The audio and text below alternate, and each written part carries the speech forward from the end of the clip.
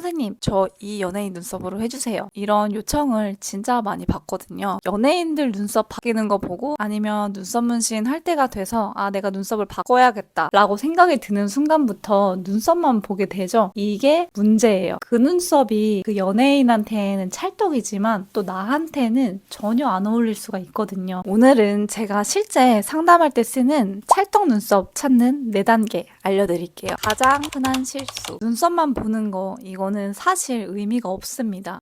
산이 있어서 예쁜 것 같아? 아니면 일자여서 청순해 보이는 것 같아? 세미아치가 요새 유행이라고 하는데 이걸로 해야 하나? 그러다가 찾다가 막 또 발견하죠. 얼굴형별 눈썹일 거예요. 가장 흔하게 놓치는 게 이 눈썹을 독립적으로 본다는 거예요. 얼굴에서 눈썹의 역할이 굉장히 중요하긴 하지만 이 전체적인 외모와 분위기를 구성하는 수십 가지의 요소 중 하나입니다. 오늘은 나의 분위기에 맞는 눈썹, 가장 개요가 되는 흐름을 찾는 방법을 이야기해 보려고 하는데요. 어떤 유형에는 이 눈썹 해라 이 얘기 아니에요. 미리 말씀드릴게요. 우선 얼굴의 구조나 어려운 이야기는 조금 제쳐두고 전체 방향을 잡는 방법을 말씀드릴게요. 이것만 스스로 알고 있어도 훨씬 더 이미지에 맞는 눈썹을 찾는데 도움이 됩니다.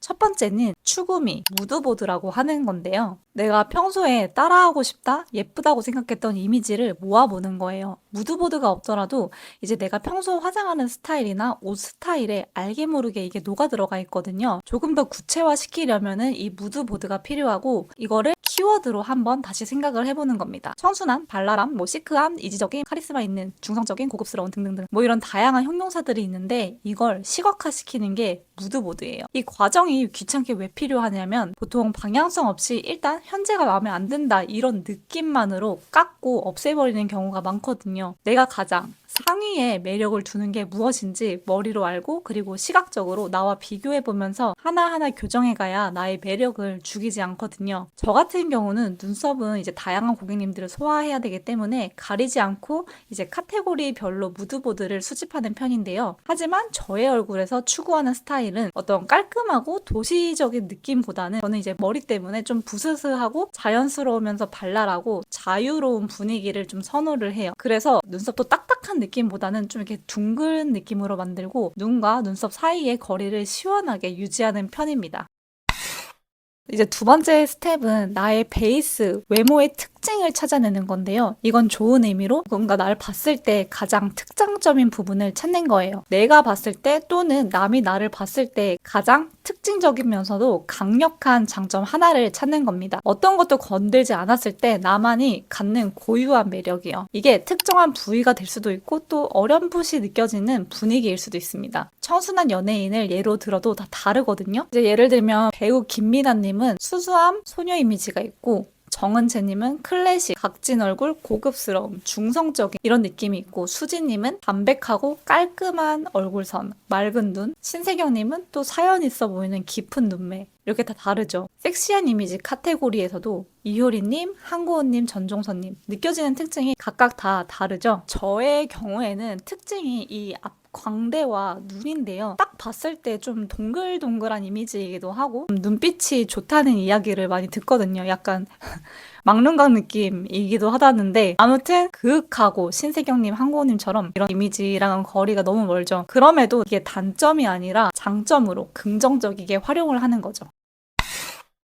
추구미와 내 얼굴의 베이스의 교집합을 찾는 건데요. 추구하는 이미지는 보통 두 가지로 나뉘는데 나랑 비슷한 결이어서 선호하는 경우가 있고 아예 반대의 이미지여서 내가 갖지 못했기 때문에 원하는 경우가 있거든요. 첫 번째, 나의 결과 비슷해서라면 조금 쉽습니다. 이 모아놓은 이미지에서 이 눈썹의 느낌을 찾는 건데요. 저 같은 경우는 역시나 조금 좀 발랄하고 시원하고 좀 자유로운 느낌을 선호하기 때문에 이런 특징을 찾아냈어요. 좀 둥근 아치가 있고 그리고 조금 더 자연스러운 느낌, 각 잡혀 있지 않는 느낌. 선호하지 않는 반대의 이미지는 이런 일자, 청순 가련, 되게 애견녀스러운 그런 느낌이죠. 저랑 그런 성격도 잘 맞지가 않고 완전히 일치하진 않겠지만 나도 이런 동그란 눈을 가지고 있으니 이 정도의 산이 있는 이런 둥근 느낌은 괜찮겠구나 라고 시도해보는 방법입니다. 반대의 이미지라면 보완점으로 찾아내는 방법입니다. 내가 만약에 눈썹이 되게 두껍고 산이 각져 있어. 그런데 내가 원하는 이미지는 선이 되게 얇고 전체적으로 좀 게 가녀린 청순함이야 라고 한다면 이 추구미들이 가진 눈썹 특징들을 보는 거예요. 보통 이런 이미지는 눈썹이 강하고 두꺼울 때 나오진 않거든요. 그래서 특정한 모양을 찾기 전에 먼저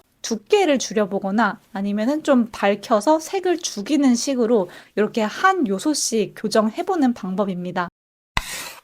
마지막은 나의 라이프 스타일을 고려하는 건데요. 이게 눈썹 모양을 유지하는데 굉장히 중요한 역할을 해요. 내가 보통 메이크업을 어떻게 하느냐에 따라서 달라지는 건데요. 내가 만약에 일주일 동안 민낯의 비율이 50% 이상이라고 하면 눈썹을 원래 눈썹에서 너무 많이 변형하면 안 돼요. 눈썹을 거의 비슷한 상태로 보존하면서 그리는 식으로 변형시키는 걸 추천드려요. 그런데 내가 메이크업을 매일 하는 편이고 즐기는 편이고 특히 아이 메이크업을 강조하는 스타일이라고 하면 조금 더 과감하게 변형하셔도 됩니다. 예를 들면 뭐 두께를 많이 줄인다거나 아치형인 눈썹을 이렇게 일자로 바꾼다거나 결국 눈썹은 밸런스이기 때문에 이런 아이 메이크업 이런 게 강조되는 곳이 있다면 이런 다른 부위는 덜어내는 방식입니다. 하지만 만약 아이 메이크업을 최소화하고 피부랑 립에 중점을 주는 스타일이라고 하면 원래 눈썹은 좀 더 살리는 게 좋겠죠. 내 라이프 스타일에 맞춰서 이런 부위별로 강약을 조절하는 것입니다.